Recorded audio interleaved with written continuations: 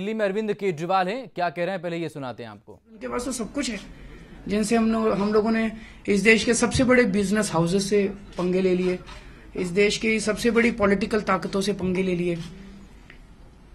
अभी ऐसे तो चुप बैठने वाली नहीं है, अभी तो ये थप्पड़ लात घुसे ही मार रहे हैं। अभी तो ये अटैक जो है वो और भी ज्यादा डेंजरस होने वाले हैं आने वाले समय में। मुझे तो ये लगता है कि शायद चुनाव तक ये कुछ ना करें, क्योंकि उनको लगता है चुनाव तक कुछ कर दिया तो उल्टा पड़ जाएगा। चुनाव के बाद ये लोग नहीं छोड़ने वाले हम लोगों को, उसके बाद असली अटैक शुरू होंगे हम लोगों के ऊपर।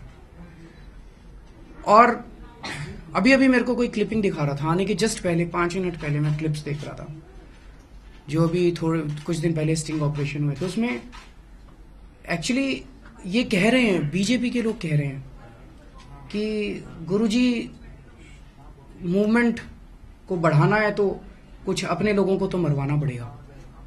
ये तो बहुत डेंजरस है। मैंने देखा नहीं था जो कोबरा पोस्ट का स्टिंग आया था, उसमें लोग कह रहे हैं कि गुरुजी अगर, अशोक सिंघल कह रहे हैं, शायद बीजेपी वाले कह रहे हैं कि गुरुजी अगर मूवमेंट को आगे बढ़ाना है तो अपने लोगों को तो मरवाना पड़ेगा। साक्षी महाराज कह रहे हैं। और फिर कोई कह रहा है कि पर बच्चे भी मर जाएंगे, कहते हैं गुरुजी कुछ को तो मरना पड़ेगा।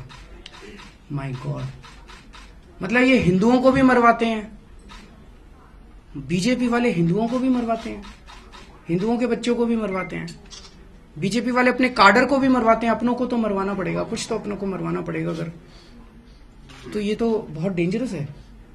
इसका मतलब उनका कोई हिंदू मुसलमानों से पंगे नहीं है, उनको सत्ता में आने के लिए उनके लिए सारे बराबर हैं। हिंदुओं को मरवाना हो, मुसलमानों को मरवाना हो, किसी को मरवाना हो, वो किसी को नहीं छोड़ने वाले।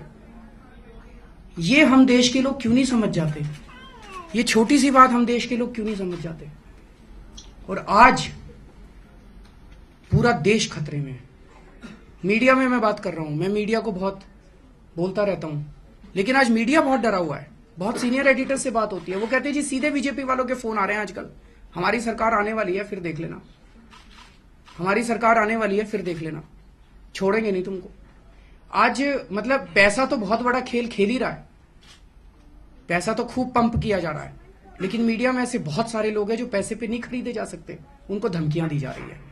यही टिपिकल स्टाइल है और इसी स्टाइल को अब इस्तेमाल किया जा रहा है। मुझे बताया गया आज बहुत बड़े टीवी चैनल के एक एडिटर ने भी शायद इस्तीफा दे दिया है।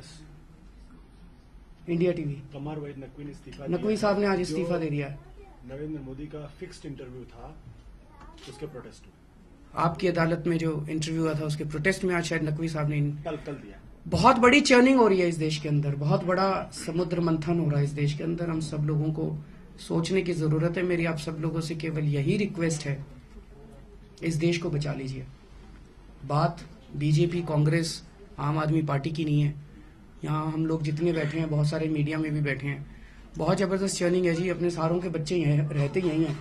इन लोगों ने तो स्विस बैंकों में पैसे जमा कर रखे हैं, छोड़ छाड़ के भाग जाएंगे। हम लोगों को इसी देश में जीना है, इस देश को बचा लो किसी तरह से। आप सब लोगों का, मेरे को निकलना है एक्चुअली, आज रात को वाराणसी जा रहा हूँ।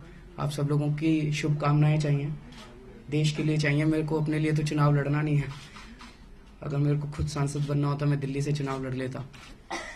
सो आप सब लोगों की शुभकामनाएं चाहिए देश के लिए, और बहुत बहुत शुक्रिया, थैंक यू सो मच। सवाल नहीं सर, थैंक यू।